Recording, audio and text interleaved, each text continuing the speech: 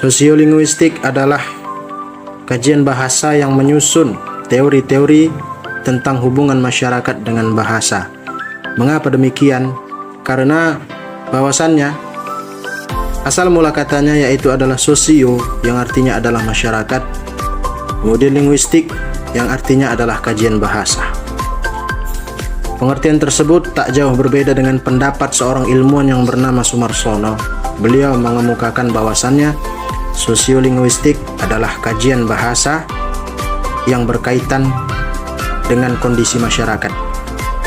Kemudian di lain pendapat, yaitu seorang ilmuwan juga yang bernama Halliday, beliau mengemukakan juga tentang sosiolinguistik, yaitu didefinisikan sebagai kajian bahasa dan pemakaian bahasa.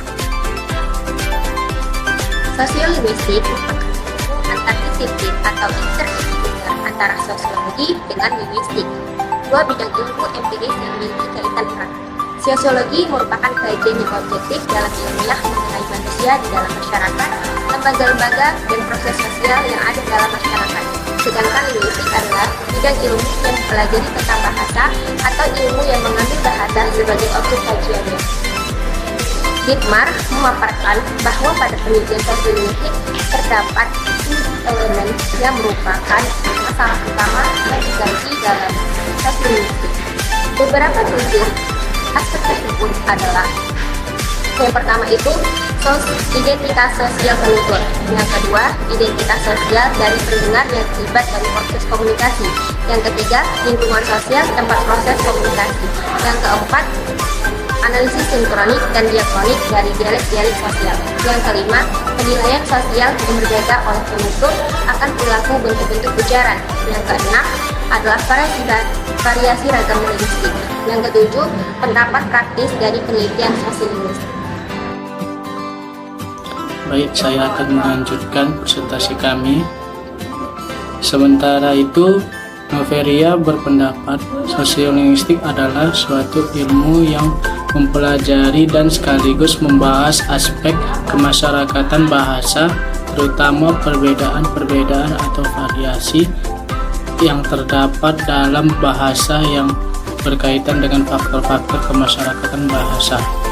Sedangkan Al-Wasilah 2008 berpendapat bahwa sosiolinguistik dibagi menjadi 5 sudut pandang pemakaian bahasa atau paroli, yaitu statistika, pragmatik, analisis, wacana, etnografi, komunikasi, dan variasi bahasa.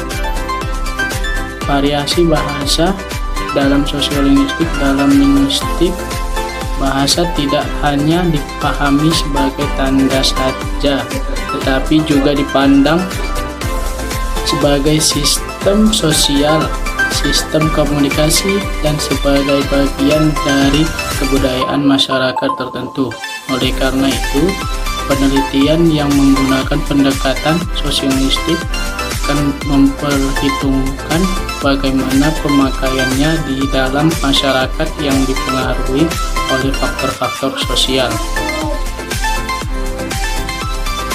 Jenis variasi bahasa. Terdapat beberapa variasi bahasa berdasarkan penuturnya. Yang pertama ada idiolek, yang merupakan variasi bahasa yang bersifat individu.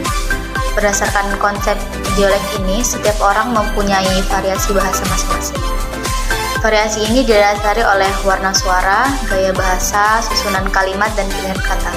Dari semua dasar variasi idiolek yang paling dominan adalah warna suara. Kemudian ada dialek. Dialek ini merupakan variasi bahasa bersifat kelompok yang mendiami wilayah tertentu. Para penutur dialek biasanya, walaupun mereka mempunyai idioleknya masing-masing, mereka memiliki ciri untuk menandai bahwa mereka berada pada suatu dialek untuk membedakan dengan kelompok penutur lainnya. Kemudian ada kronolek. Kronolek adalah variasi bahasa yang digunakan oleh kelompok sosial pada masa tertentu, yang juga disebut sebagai dialek temporal. Selanjutnya ada sosiolek, yang artinya variasi bahasa yang berhubungan dengan status, golongan, dan kelas sosial pada penuturnya. Kemudian ada variasi bahasa menurut gender penutur. Jadi variasi bahasa gender ini adalah variasi bahasa yang disebabkan oleh jenis kelamin penuturnya. Selain dipengaruhi oleh faktor sosial, wilayah penuturnya, perbedaan suku bangsa dipengaruhi juga oleh perbedaan jenis kelamin ataupun gender dari variasi bahasa tersebut. Bismillah, adapun selanjutnya saya akan menjelaskan tentang kesimpulan paparan dari kawan-kawan yang telah menjelaskan terlebih dahulu, yaitu tentang apakah itu pengertian ilmu sosiolinguistik.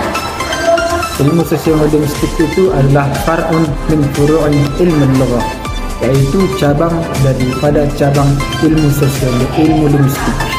Jadi linguistik itu asalnya, sedangkan cabangnya itu adalah ilmu sosiolinguistik. Ilmu ini hanya membahas kepada dua kategori tertentu. Yang pertama adalah al-lughah, bahasa, dan yang kedua adalah al-mujtama', yaitu masyarakat. Bahasa dan masyarakat erat kaitannya, tidak bisa dipisahkan, baik itu bahasa dan masyarakat.